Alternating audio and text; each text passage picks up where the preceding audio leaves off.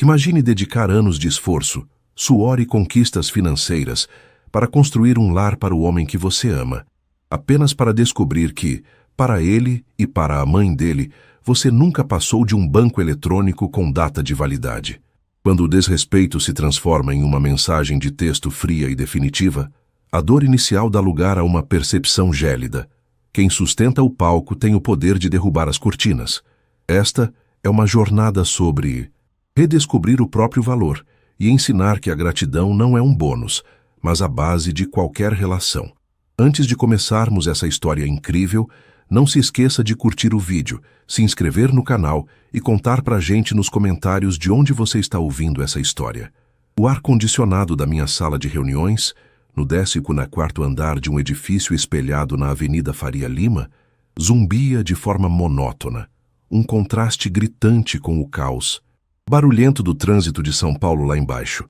Eu estava terminando de revisar uma planilha de investimentos internacionais quando o meu celular, pousado sobre a mesa de carvalho, vibrou. O visor iluminou-se, revelando uma mensagem de Thales. Naquele momento, um sorriso involuntário surgiu no meu rosto. Imaginei que fosse um convite para jantar, ou talvez um "estou com saudades", já que o trabalho havia me consumido nas últimas 3 semanas. Mas, assim que desbloqueei a tela, o sorriso congelou e a temperatura da sala pareceu cair 10 graus em 1 segundo. Helena, nós resolvemos nos afastar de você. As coisas mudaram e percebemos que não há mais espaço para a sua presença em nossa rotina. Por favor, não nos procure mais. Já trocamos as fechaduras. Seus pertences restantes serão enviados por transportadora. Respeite nossa privacidade.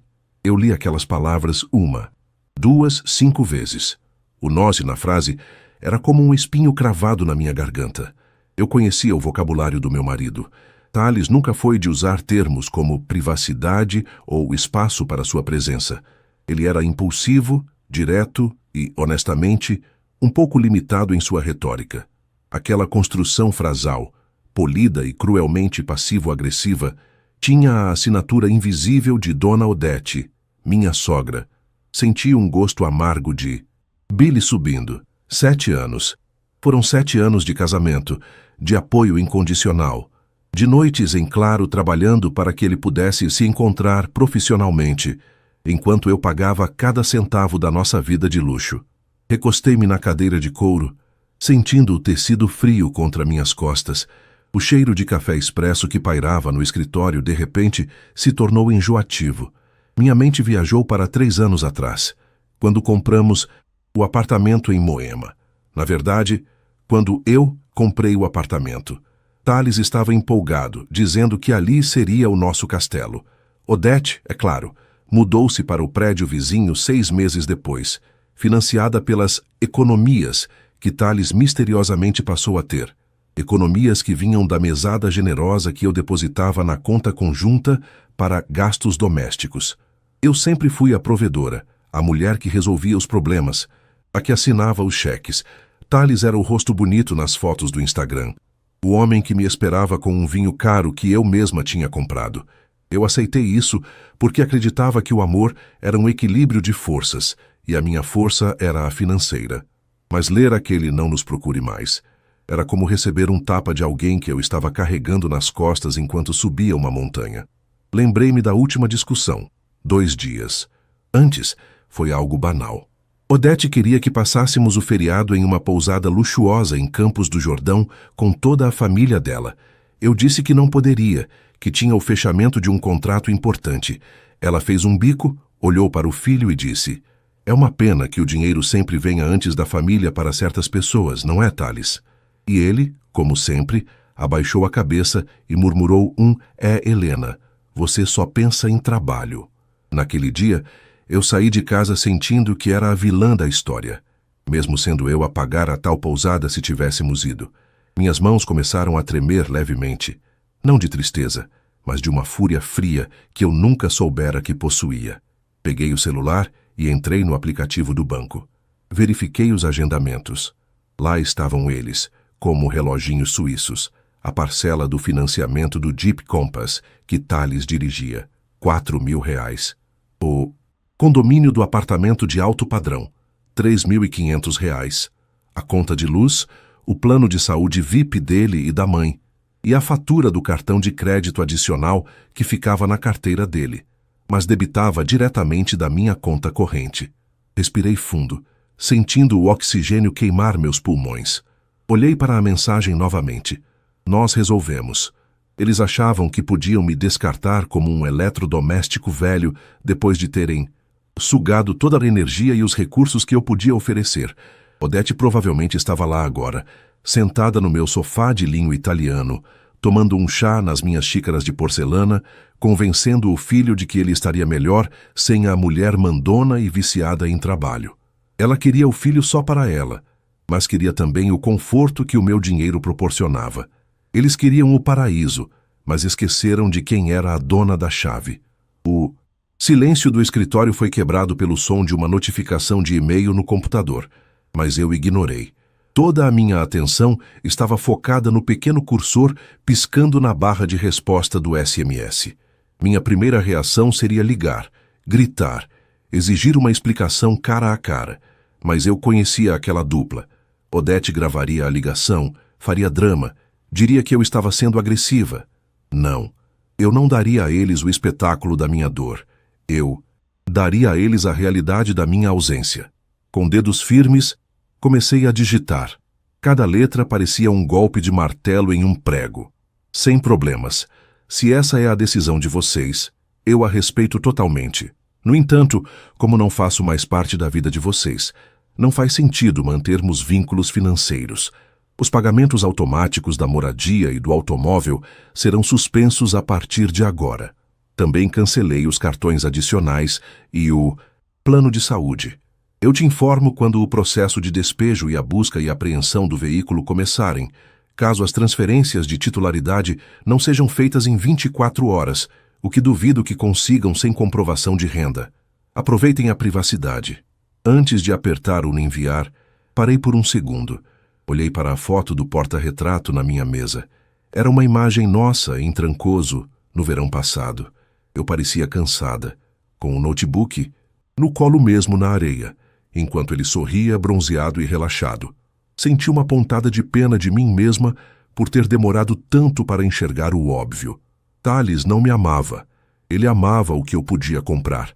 E Odete não o amava o suficiente para querer que ele fosse um homem independente. Ela o queria como um parasita sob o seu controle, desde que o hospedeiro fosse eu. Apertei enviar. O status mudou para me entregue. E segundos. Depois, lido e imaginei o impacto daquelas palavras chegando ao celular dele. O silêncio que se seguiria na sala de estar de Moema. A cor sumindo do rosto de Thales ao perceber que a gasolina do carro que ele usava para ostentar não cairia mais do céu. O susto de Odete ao notar que a segurança financeira que ela tanto desprezava era, na verdade, o único pilar que sustentava a sua soberba. Levantei-me e caminhei até a janela. O sol estava começando a se pôr atrás dos prédios, tingindo o céu de São Paulo com tons de laranja e roxo.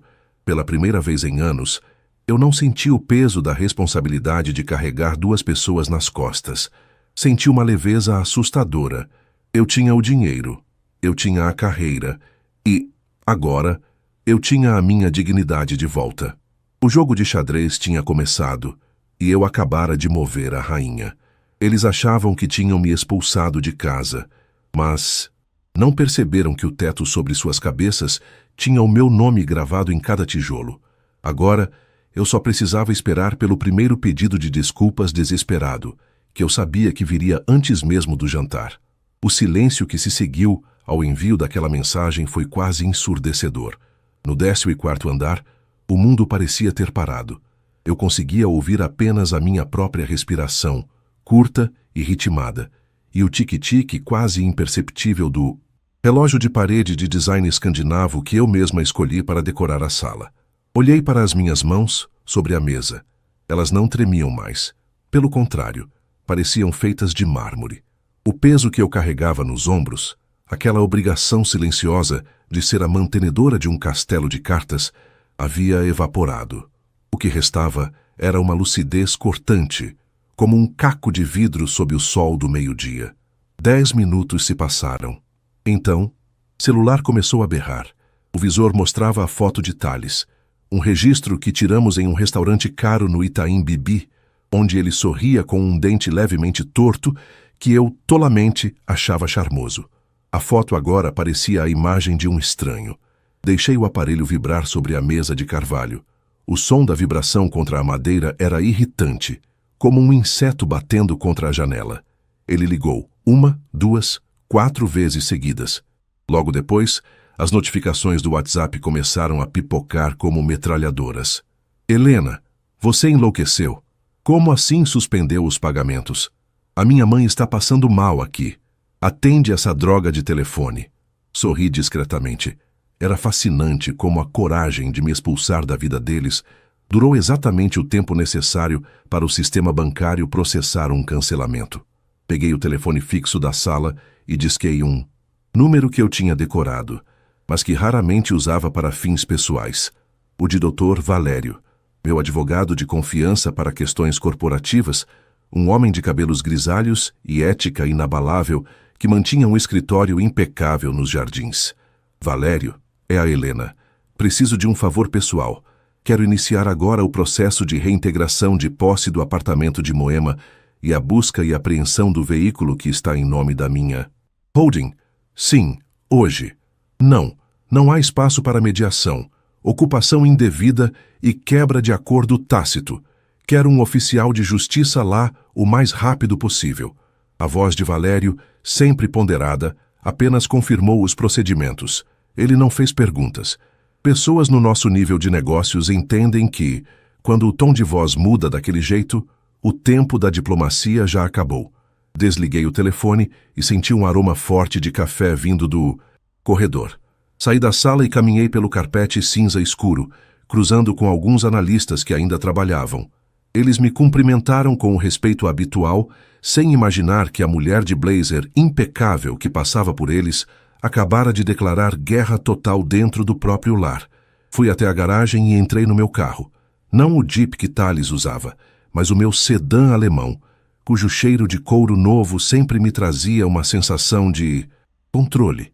Dirigi pela Marginal Pinheiros, observando as luzes da cidade começando a brilhar intensamente. O trânsito de São Paulo estava pesado, um mar de luzes vermelhas que normalmente me estressaria, mas naquele momento eu estava em paz.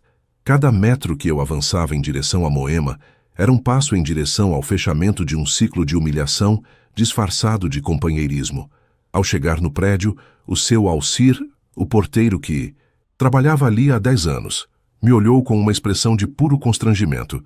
Ele apertou o boné contra o peito sem saber onde enfocar o olhar. Dona Helena, O seu Thales disse que a senhora não morava mais aqui. Ele me deu ordens estritas para não deixar a senhora subir. Ele até trocou o segredo da fechadura eletrônica e chamou um chaveiro para a porta de serviço. Não se preocupe, seu Alcir. O senhor está apenas fazendo o seu trabalho, respondi, mantendo a voz calma e firme. Mas eu sou a única proprietária desta unidade na escritura. O senhor sabe disso. E eu não vim sozinha. Atrás de mim, 2 seguranças de uma empresa privada que eu havia contratado no caminho. Homens de terno escuro e postura discreta, mas imponente, deram um passo à frente. Junto a eles, Nivaldo, um chaveiro profissional que eu chamara por aplicativo, já preparava suas ferramentas. Vamos subir, ordenei. O elevador social subiu silenciosamente. Quando as portas se abriram no 18º andar, o corredor estava silencioso. Aproximei-me da porta de madeira maciça. Tentei digitar minha senha habitual. Acesso negado. O visor brilhou em vermelho, como se me desafiasse. Dei um passo para o lado e fiz um sinal para Nivaldo. O som da furadeira perfurando o cilindro da fechadura de alta segurança ecoou pelo house, um som violento e definitivo. Em menos de 2 minutos, a porta cedeu. Eu entrei primeiro. O apartamento estava com as luzes acesas. O cheiro de um refogado de cebola e alho, o tempero característico da dona Odete, impregnava o ambiente que eu sempre fiz questão de manter com um leve perfume de lavanda francesa. Na sala, os 2 estavam sentados no sofá de linho que custou o preço de um carro popular. Thales deu um salto, o rosto pálido e os olhos arregalados. Odete, que segurava uma xícara de chá, deixou o líquido transbordar um pouco sobre o pires. Você não pode entrar aqui, Thales gritou, a voz falhando em um tom agudo que denunciava seu pavor. Eu disse que acabou. Eu troquei as fechaduras. Isso é invasão de domicílio. Invasão? Caminhei até o centro da sala, retirando meus óculos escuros. Thales, olhe ao seu redor. Cada fibra desse sofá, cada quadro nessa parede, o chão que você está pisando e até o ar-condicionado que está resfriando a sua arrogância, tudo isso é meu, legalmente, financeiramente e moralmente. Você é um convidado que abusou da hospitalidade. E o seu tempo de estadia expirou no momento em que você apertou enviar naquela mensagem. Odete levantou-se, tentando recuperar a postura de matriarca ofendida. Ela ajeitou o colar de pérolas, que eu dei de presente no último aniversário dela, e apontou o dedo trêmulo na minha direção. Você é uma mulher fria, Helena. Por isso meu filho não te suporta mais. Você acha que o dinheiro compra tudo, mas não compra o amor dele. Nós decidimos que ele merece alguém que esteja presente, não uma máquina de fazer dinheiro que o despreza. Engraçado, Odete, respondi, aproximando-me dela até que estivéssemos a poucos centímetros. O meu dinheiro nunca pareceu ser frio quando pagava as suas sessões de drenagem linfática ou quando quitava as dívidas de jogo que o Thales acumulou no ano passado e que eu escondi de todo mundo para não envergonhá-lo. O meu dinheiro era bem quentinho e acolhedor quando financiava esse teatrinho de família perfeita. Thales tentou intervir, colocando-se entre nós. Helena, vamos conversar com calma. Você cortou os cartões? Eu tentei passar no posto de gasolina e passei vergonha. O carro parou no meio da avenida. Que pena, eu disse, sem um pingo de emoção. Sugiro que chame um guincho. Ou melhor, não chame. O oficial de justiça estará aqui amanhã de manhã para recolher o veículo. Quanto a este apartamento, eu trouxe algumas malas vazias. Tenho 30 minutos para pegar meus documentos, minhas joias e meu passaporte. Vocês têm o mesmo tempo para arrumar o que couber em sacos de lixo. Você não faria isso, Thales sussurrou, a ficha finalmente começando a cair. Para onde a gente vai? É noite, Melena. Para onde vocês quiserem, desde que não seja pago por mim. Vocês queriam privacidade. Queriam se afastar? Pois bem, considerem-se isolados. Fui em direção ao quarto principal, deixando-os paralisados na sala. O silêncio deles agora era o som da derrota. Enquanto eu abria o cofre e organizava minhas coisas, ouvi Odete começar a chorar dramaticamente, um pranto forçado que não me comovia mais. Eu estava apenas começando. Eles achavam que a vingança era apenas tirar o dinheiro, mas eles não perdiam por esperar o que o desprezo de uma mulher de negócios era capaz de construir nos próximos meses. 30 minutos. Esse foi o tempo que concedi para que 7 anos de um parasitismo emocional e financeiro fossem ensacados em plástico preto. O som dos sacos de lixo sendo arrastados pelo piso de mármore travertino da sala era, para mim, a trilha sonora mais satisfatória que eu já ouvira. Odete choramingava pelos cantos, uma lamentação baixa e constante, como um rádio mal sintonizado. Ela tentava colocar dentro de uma sacola de compras um vaso de cristal que eu trouxera de uma viagem à República Tcheca. Deixe isso onde está, Odete, eu disse, sem nem precisar levantar a voz.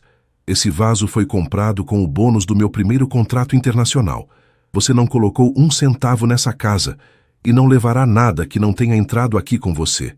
Ela me olhou com um ódio que transbordava, os olhos vermelhos e o rímel borrado, mas o medo de ser retirada à força pelos seguranças que aguardavam no hall foi maior do que sua audácia. Thales, por outro lado, parecia um fantasma. Ele caminhava pelo apartamento como se estivesse em um sonho ruim, tocando nos móveis, percebendo, talvez pela primeira vez, a magnitude do que acabara de perder. O cheiro de suor frio e desespero dele agora superava o aroma do refogado de cebola que ainda pairava na cozinha. Quando finalmente a porta se fechou atrás deles e o silêncio voltou a reinar no 18º andar, eu não desabei. Não houve choro, não houve arrependimento. Senti apenas uma exaustão física profunda, como se tivesse acabado de correr uma maratona carregando um piano nas costas. Caminhei até a varanda gourmet e olhei para as luzes de São Paulo. Lá embaixo, vi o Jeep Compass preto manobrando erraticamente para sair da garagem. Eu sabia que aquele tanque estava com menos de 1/4 de combustível. Amanhã, às 9 da manhã, o rastreador da holding indicaria a localização exata para o oficial de justiça. As semanas seguintes foram um exercício de reconstrução cirúrgica. Mudei as senhas de tudo: contas bancárias, e-mails, acessos remotos. Contratei uma equipe de limpeza profissional para higienizar o apartamento, pois sentia que precisava remover não apenas a sujeira física, mas a energia estagnada que aqueles dois deixaram para trás. Cada gaveta esvaziada, cada peça de roupa dele enviada para doação, era como uma camada de pele morta que eu removia da minha própria alma. No escritório, meu desempenho atingiu níveis que eu não via há anos. Sem o peso das discussões domésticas, das cobranças passivo-agressivas de Odete e das crises de insegurança de Thales, minha mente se tornou uma lâmina afiada. Mas a vingança, para ser verdadeiramente completa, precisa de tempo para maturar. E eu sabia que o payoff viria da forma mais realista possível, através da escassez. Cerca de um mês depois daquela noite, eu estava jantando sozinha em um pequeno bistrô no Jardim Paulista. O som ambiente de jazz suave e o tilintar de talheres criavam uma atmosfera de paz que eu agora valorizava como ouro. O meu celular, que eu mantinha em modo silencioso, vibrou. Era um número desconhecido, mas o prefixo era de São Paulo. Atendi. Helena, por favor, não desliga. A voz de Thales estava diferente. Estava rouca, quebrada. Já não havia mais a arrogância da mensagem de SMS. Quem está falando? Perguntei com uma frieza que me surpreendeu. Sou eu, Helena, o Thales.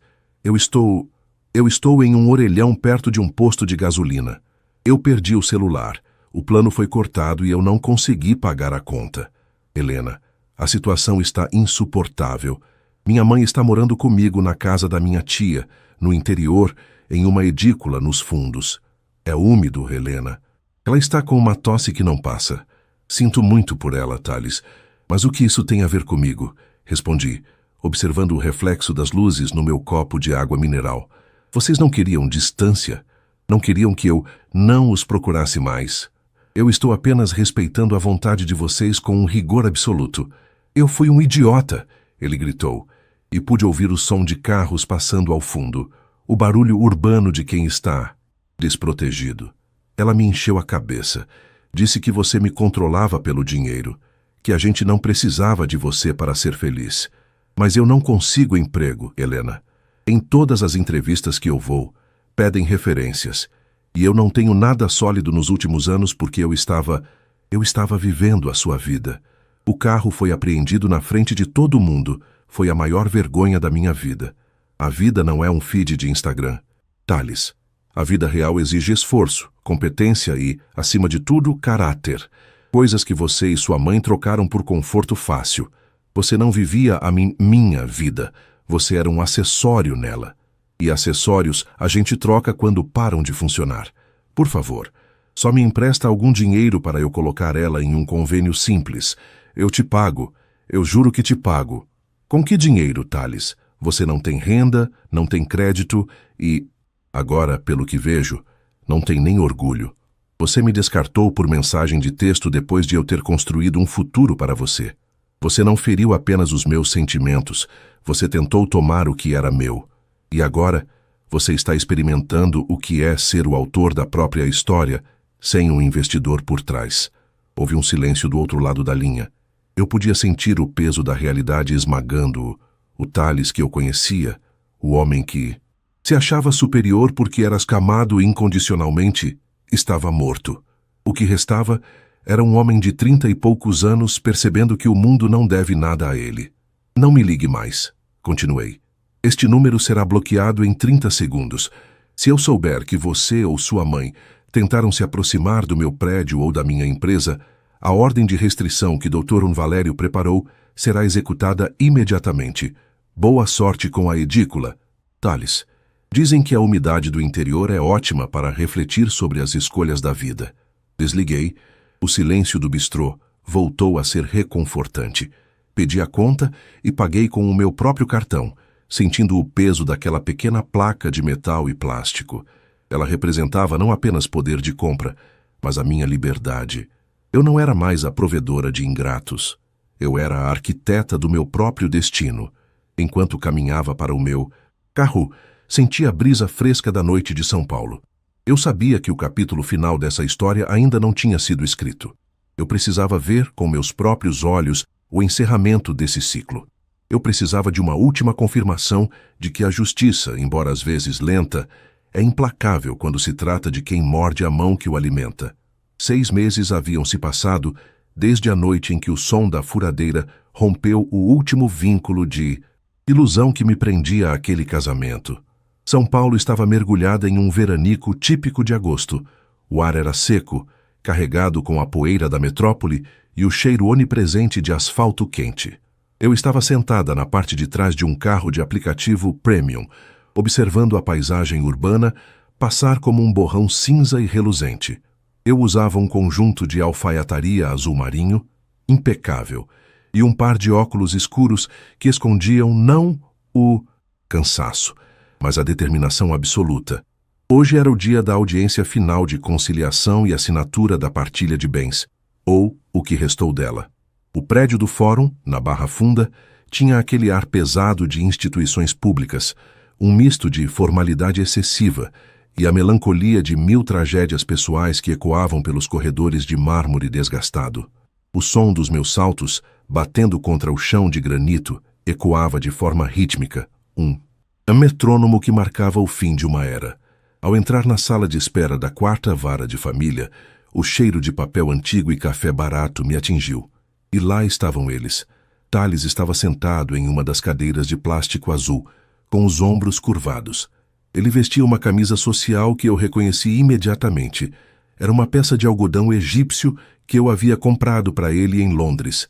Mas agora a camisa estava mal passada, com o colarinho, levemente amarelado e visivelmente larga demais para o seu corpo, e parecia ter minguado 10 quilos. Odete estava ao lado dele, apertando uma bolsa de couro sintético que definitivamente não fazia parte do closet que ela ostentava meses atrás. Ela não tinha mais o olhar de rainha.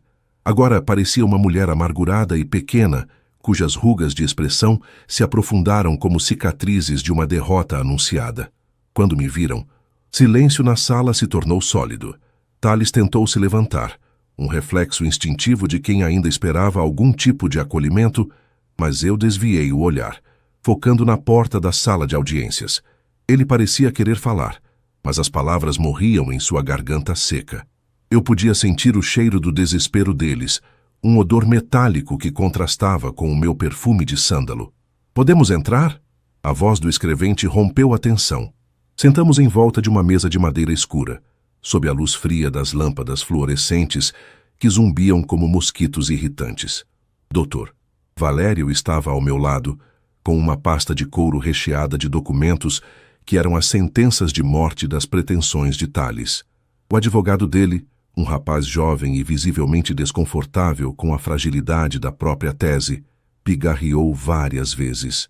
"Excelentíssima", começou o advogado de Thales, dirigindo-se à juíza que mantinha um olhar impenetrável. "Meu cliente busca apenas uma partilha justa. Ele dedicou anos ao lar, abdicando de sua carreira para apoiar a ascensão profissional da senhora Helena. Acreditamos que uma pensão compensatória e uma porcentagem do imóvel de Moema sejam fundamentais para a sua subsistência digna." Eu quase ri. A audácia daquela narrativa era quase admirável se não fosse patética. Olhei para a juíza e, depois para Thales. Ele não conseguia sustentar o meu olhar. Ele olhava para as próprias unhas que estavam roídas. "Doutor", Valério interveio, sua voz calma e cortante como um bisturi. "Os documentos em anexo provam que não houve abdicação de carreira. O Sr. Thales nunca teve uma carreira sólida. Ele foi demitido de 3 empregos por desídia antes mesmo do casamento. Além disso, anexamos as faturas de cartão de crédito e extratos bancários dos últimos 5 anos. A senhora Helena não apenas provia o sustento, como quitou dívidas pessoais do réu, que somam mais de R$ 200 mil. O regime de separação total de bens, assinado por livre e espontânea vontade, é cristalino. O imóvel foi adquirido com recursos exclusivos da herança dos pais da minha cliente e bônus de performance corporativa dela, comprovados em imposto de renda. Odete não resistiu. Veneno que ela guardava precisava sair. Você é um monstro, Helena. Ela sibilou, inclinando-se sobre a mesa. Você o destruiu. Tirou o carro dele, o teto da cabeça da mãe dele. Você tem milhões e quer vê-lo na sarjeta por puro orgulho. Você nunca o amou. Só queria um troféu para exibir nas suas festas de empresa. A juíza bateu com a caneta na mesa, exigindo silêncio. Eu pedi permissão para falar, mantendo a voz no tom mais baixo e controlado que consegui.